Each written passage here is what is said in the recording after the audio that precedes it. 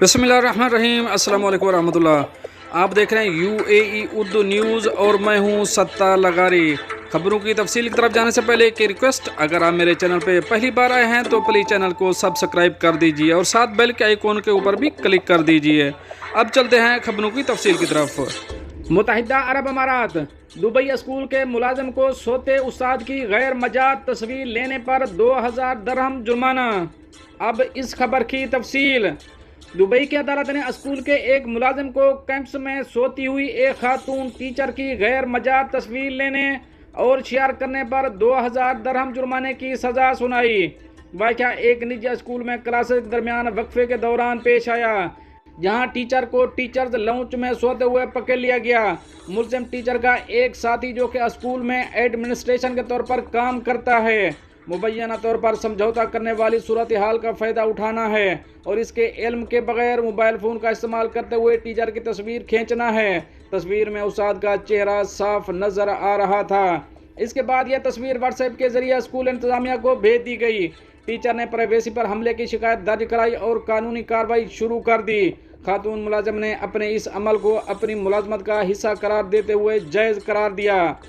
ہفتے کے روز عربی نامے الامارات الیوم میں شائع ہونے والی ایک رپورٹ کے مطابق دبئی کی ایک عدالت نے اسکول کی خاتون ملازم کو ٹیچر کی پرائیویسی کے خلاف ورزی کا مرتکب پایا۔ عدالت نے نرمی کا مظاہرہ کرتے ہوئے اسے 2000 درہم جرمانے کی سزا سنائی۔ متحدہ عرب امارات میں دوسروں کی رازداری کی خلاف ورزی کے خلاف سخت قوانین ہیں۔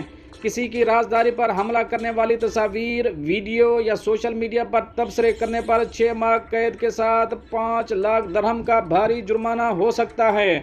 اس میں نقصان پہنچانے کے ارادے سے تصویر یا ذاتی معلومات لینا، شیئر کرنا یا شائع کرنا بھی شامل ہے۔ اب چلیں گے اپنی نیکسٹ اپڈیٹ کی طرف۔ متحدہ عرب امارات میں قومی سلامتی سے متعلق مقدمے میں فیصلہ محفوظ۔ اب اس خبر کی تفصیل۔ متحدہ عرب امارات میں ابوظہبی کی نیشنل سیکیورٹی کی فیڈرل اپیل کورٹ نے قومی سلامتی سے متعلق ایک کیس میں فیصلہ 10 جولائی تک محفوظ کر لیا۔ مقدمے میں دفاع کے وکلاء کو جواب دائر کرنے کے لیے 10 روز کا وقت دیا گیا۔ امارات اخبار کے مطابق ابوظہبی کی قومی سلامتی کے حوالے سے ایک مقدمہ جو انصاف اور دہشت گرد تنظیم کے ارکان پر قائم کیا گیا تھا، تنظیم کے ارکان پر دہشت گرد تنظیم کے لیے کام کرنے اور اس کے لیے فنڈ ریزنگ کا الزام ہے۔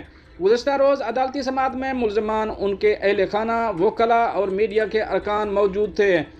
عدالتی کارروائی 3 گھنٹے پر مشتمل تھی، جس میں ملزمان نے اپنے وکلاء کے ذریعے تمام الزامات کی تردید کی۔ اب چلیں گے اپنی نیکسٹ اپڈیٹ کی طرف۔ ابوظہبی سونے کے تاجر کو دھوکہ دہی پر 2,70,000 درہم ادا کرنے کا حکم۔ اب اس خبر کی تفصیل۔ متحدہ عرب امارات میں ابوظہبی فیملی کورٹ نے ایک جیولر شاپ کے مالک کو خاتون کو دھوکہ دہی کے کیس میں 2,70,000 درہم ادا کرنے کا پابند بنایا۔ الامارات الیوم کے مطابق ایک خاتون نے ابوظہبی کی عدالت سے رجوع کر کے سونے کے تاجر کے خلاف ہرجانے کا مقدمہ دائر کیا تھا۔ خاتون کا کہنا تھا کہ جیولر شاپ کے مالک سے اسے 2.5 لاکھ درہم اور 50,000 درہم نقصان کی تلافی، اس کے علاوہ عدالتی اخراجات دلوائے جائیں۔ خاتون نے عدالت میں موقف اختیار کیا کہ سونے کے تاجر نے اسے ماہانہ منافع کا وعدہ کر کے سونے کے بسکٹ لیے تھے، جن کی مالیت 2.5 لاکھ درہم تھی، جس کے بعد وہ اپنے وعدے سے مکر گیا۔ جب اپنے بسکٹ یا رقم طلب کی تو وہ ٹال مٹول سے کام لے رہا ہے۔ عدالت نے تمام شواہد ملنے کے بعد اپنے فیصلے میں سونے کی دکان کے مالک کو خاتون کے 2.5 لاکھ درہم سونے کے بسکٹ کے عوض اور 20,000 درہم ہرجانے کے طور پر ادا کرنے کا حکم دیا۔ یہ اس کے علاوہ 1 سال قید اور بے دخلی کی سزا بھی شامل ہے۔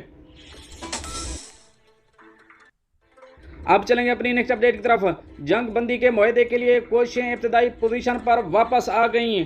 حماس۔ اب اس خبر کی تفصیل۔ فلسطینی عسکریت پسند تنظیم حماس نے کہا کہ اسرائیل کی جانب سے بین الاقوامی ثالثوں کے منصوبے کو مسترد کیے جانے کے بعد غزہ کی پٹی میں جنگ بندی کے معاہدے کے لیے کوششیں ابتدائی پوزیشن پر واپس آ گئی ہیں۔ خبر رساں ادارے روئٹرز کے مطابق وائٹ ہاؤس نے کہا کہ وہ غزہ میں جنگ بندی کے لیے فریقین کے درمیان بات چیت جاری رکھنے کی کوشش کر رہے ہیں۔